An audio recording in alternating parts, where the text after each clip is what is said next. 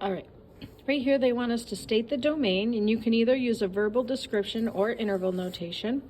So remember, as soon as we see the word domain, we assume it's all real numbers unless. So we're going to look here at this problem. We're assuming it's all real numbers. Unless, and there's 3 unlesses. The domain can be explicitly stated, like it is here. There can be a denominator, like there is here. Or there can be an even root, like there is here. So in this case, when the domain is explicitly stated, there's no work to do. It literally tells you it's all real numbers that are greater than 0.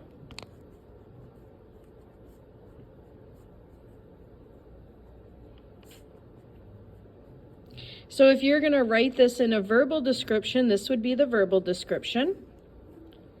If you were going to write it as an interval notation, the 0 is not included, so we use a parenthesis, and it goes up to infinity.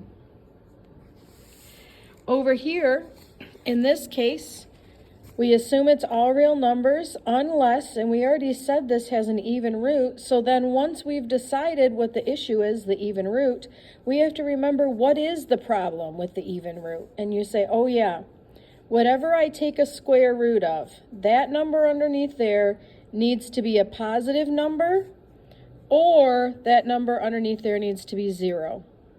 Well, that number underneath there, we don't know what it is because it's an expression.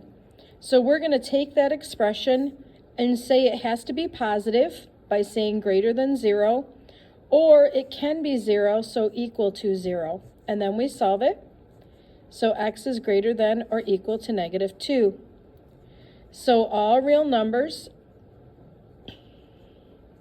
greater than, greater, or equal to -2. If you were going to write it as an interval, you would start with -2 and go out to infinity. Infinity always gets a parenthesis, and since there's an equals to sign there, the -2 gets a bracket. This one, again, we assume it's all real numbers unless it's explicitly stated, which it's not. Or there's an even root, which there's not.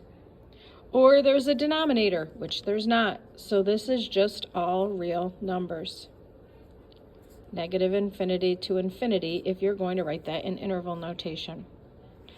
And then the last one is if there's a denominator. So again, we have to remember what's the problem? Oh yeah, the denominator cannot equal 0.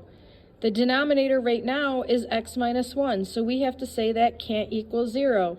So x cannot be 1. This is the excluded value. It's different than the domain. It's a restriction on the domain. So we still have to state the domain, which is all real numbers except 1. And if you were going to write that as an interval, you would go from -infinity to 1. 1 is not included. And then you do the union of 1 to infinity, because it's one complete list. That's what the union is for. And it jumps over the 1, and that's what the parentheses show. The last section down here is inequalities. You're going to solve and graph these. So first of all, I'm going to solve this. I have variables on both sides, and we're right back to asking those questions. What are my hints here? Well, my hints are I have variables on both sides, so let's move those. Move the 1 over. And remember here, with solving inequalities, it's exactly as solving an equation, except for if you multiply or divide by a negative number, you have to switch the sign, which we did not switch the sign. So our answer is going to be greater than or equal to 1/2. So you're going to go up and put your 1/2 somewhere there. Here's 0. And then it gets a bracket because of the equals to sign. We don't use open and close circles, and then we shade. Here we have what's called a double inequality. So we're solving this, and we're trying to get x by itself. So we need to remove the -7. When we remove the negative 7 by adding 7, we have to add 7 to both ends of the inequality. So we get negative 2 is less than or equal to negative 2x is less than 12. And then we need to still get x by itself, so we're going to divide by negative 2. And when we divide by negative 2, we're going to divide it from both sides of the inequality. Negative 2 divided by negative 2 is 1. We divided by a negative, so the sign flip-flops. And then 6 divided by negative 2 is 12. When we write intervals, like we were writing above with domain, or inequalities, we always start with the smallest number first and the largest number last. This symbol goes with the negative 6, but since we switch directions, we have to switch directions of the symbol. The equals to symbol goes with the 1, but again, because we switch directions, we have to switch the symbol. Now we're going to go up and graph this, so we're going to put a parenthesis on negative 6 and a bracket on 1 because the equals to sign, and then we're shading in between.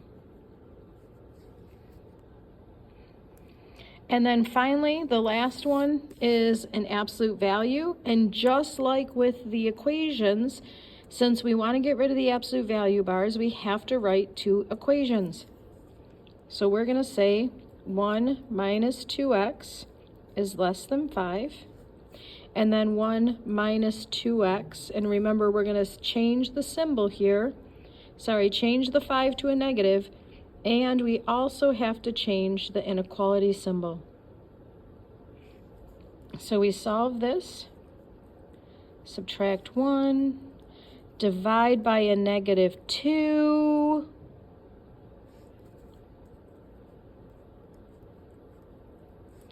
Divide by a negative 2.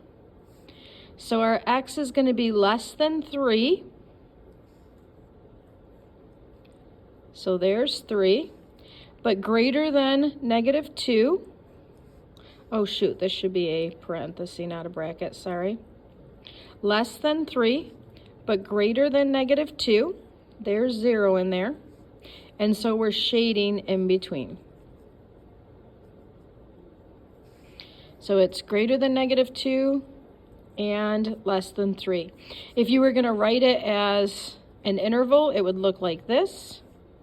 Kind of looks like an ordered pair.